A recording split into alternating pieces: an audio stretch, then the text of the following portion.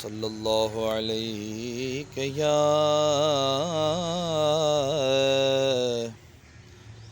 رسول اللہ وسلم علیک یا حبیب اللہ مرحبا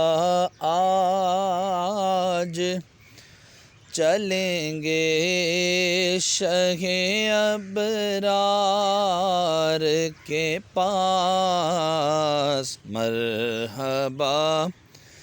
آج چلیں گے شہ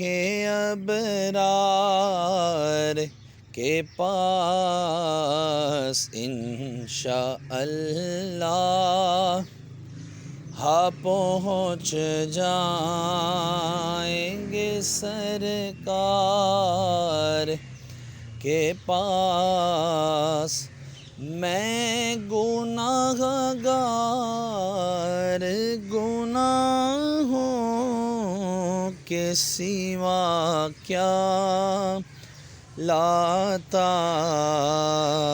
نیکیاں ہوں ہے سرکار نیکوکار کے پاس قبر میں یوں ہی نکیرو نہیں آیا ان کی ہے غلامی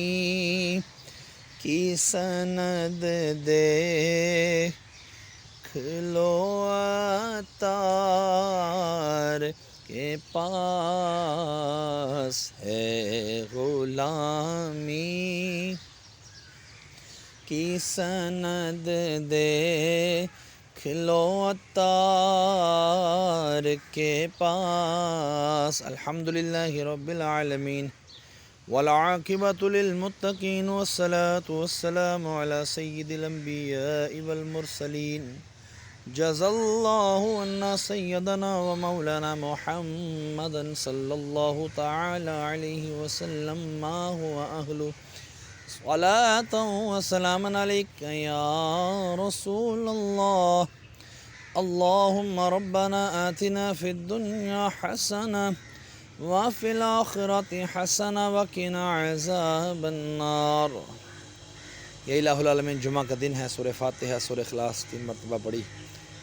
کلام پاک پڑھا میرے اہل سنت کا مولانا الیاس قادری صاحب رحمہ مجدوہ کا، تیری بلند و بارگاہ میں پیش کرتا ہوں مقبول و منظور فرما۔ اس کلام پاک میں جو پڑھنے پڑھانے میں یا اللہ کوئی غلطی کوتاہی ہوئی تو حضور نبی کریم صلی اللہ علیہ وآلہ وسلم کے توسل سے معاف فرما کر نیکیوں میں تبدیل فرما، اور اس کا اجر و ثواب تو اپنے شایع نشان عطا فرما۔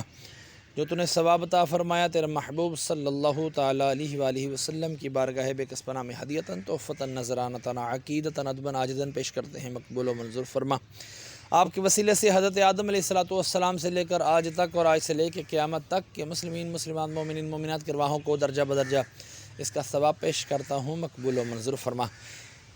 یا اللہ خصوصاً بالخصوص ہمارے محسن بھائی کے والد امجد بھائی مرحوم کی ارواح کو اس کا ثواب پیش کرتے ہیں، مقبول و منظور فرما۔ ان کے درجات بلند فرما، قبر کی تاریکیاں دور فرما، قبر کو جنت کے باغوں میں سے باغ بنا، محسن بھائی کے کاروبار میں مال میں جان میں خوب برکتیں عطا فرما۔ یا اللہ میں اپنے والدین مرحوم کی ارواحوں کو بھی اس کا ثواب پیش کرتا ہوں، مقبول و منظور فرما۔